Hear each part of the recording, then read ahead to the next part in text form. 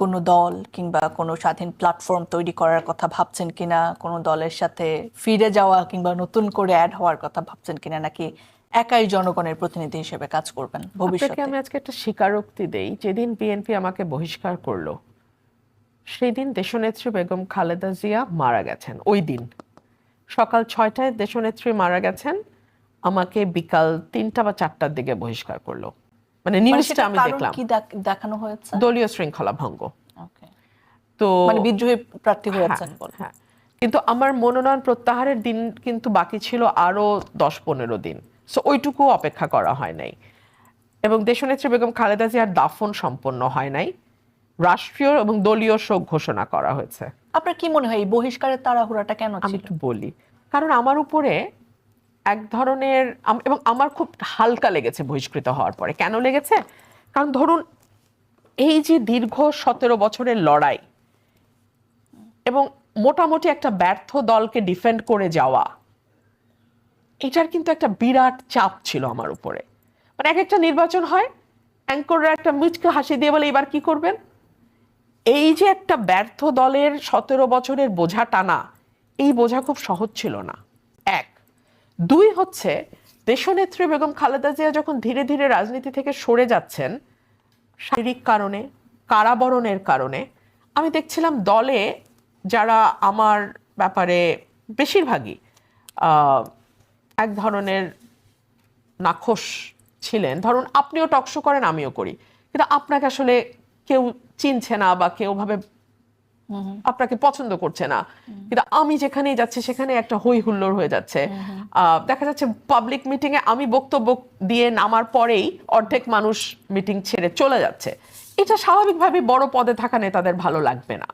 So তাদের এক ধরনের আমাকে তাচ্ছিল্য করার, মানে ব্যক্তিগত পরিসরে তো আমি তার অধীনে, মানে দলীয় জেলাসির শিকারও হয়েছে। ওহ আর বলবেন না, ওটা ভয়াবহ।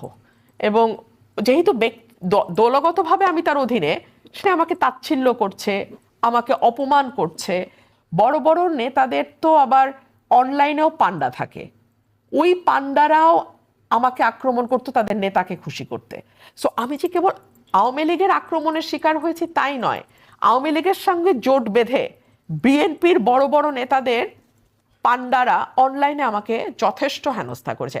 সো এই সকল কিছু থেকে যখন আমি মুক্ত হয়েছি, যখন আমাকে বহিষ্কার করেছে, এবং বিএনপির উপরে একটা আঘাত করতে হলে আওয়ামী লীগের লক্ষ্য ছিল রুমিনের উপর আঘাতটা করো।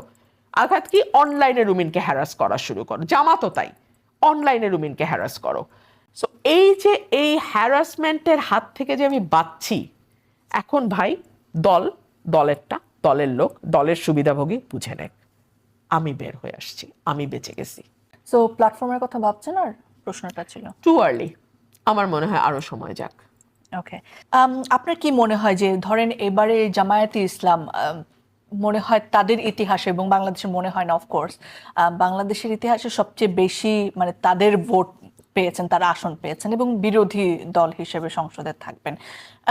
সংসদে তো বিরোধী দল একটা গুরুত্বপূর্ণ ভূমিকা পালন করে। আপনি যখন 18-র সংসদে ছিলেন তখনও আপনাকে বক্তব্য দিতে দেওয়া হয়নি।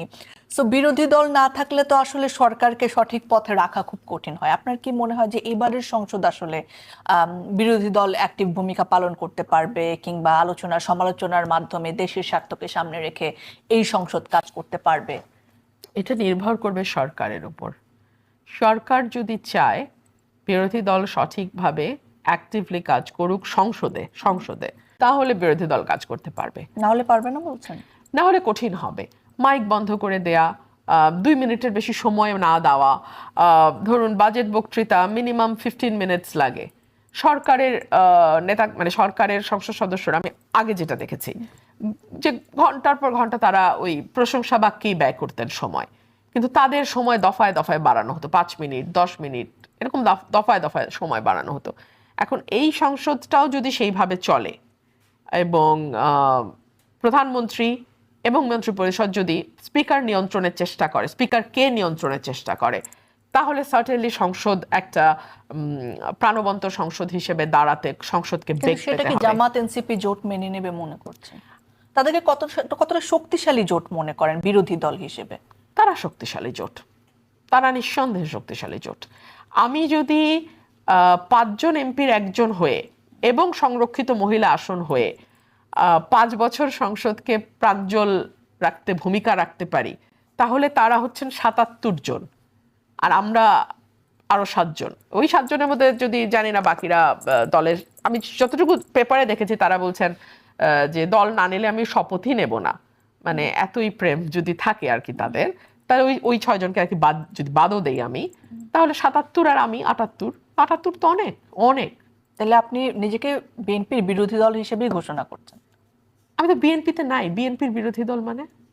মানে ধরেন আপনি জামাত জোটের 77-এর সাথে নিজেকে এক করলেন। স্বতন্ত্র। ওকে আমি তো স্বতন্ত্র, আমার আসন তো বিরোধীদের সাথে হবে। ওকে। আমি যেহেতু স্বতন্ত্র, আমি বসবো কিন্তু বিরোধী দলের সাথে, আমার আসন বিন্যাসটা বিরোধী দলের সাথে হবে। বিএনপি কেমন সরকার চালাবে বলে মনে করছেন? সকালটা কি বলছে আসলে? মর্নিং শোজ দ্য ডে অনেকেই বলেন, but at the same time it is too early to make a comment. দেখা যাক। ইতিমধ্যে মন্ত্রীরা অনেকে অনেক কথা বলেছেন, ফাঁস বেফাঁস অনেক কথাই হয়েছে। দেখা যাক তাদের পারফরমেন্স কেমন হয়। সো শেষ করি, আপনার স্বপ্নের বাংলাদেশ কেমন হবে সেটা নিয়ে।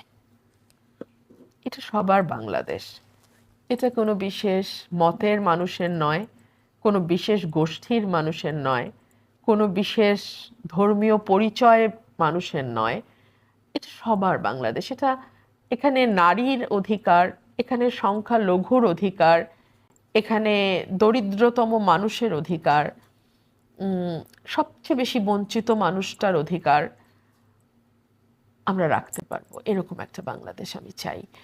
আমি চাই এখানে প্রতিষ্ঠানগুলো শক্তিশালী হোক, আমি চাই সরকার এবং যেই রাষ্ট্রীয় প্রশাসন আছে তাদের মধ্যে একটা ভাগ হোক, যে যখন যেই সরকারে থাকে প্রশাসন তার হয়ে যায়, পুলিশ তার হয়ে কাজ করে, এমনকি বিচার বিভাগও তার কথা অনুযায়ী চলে।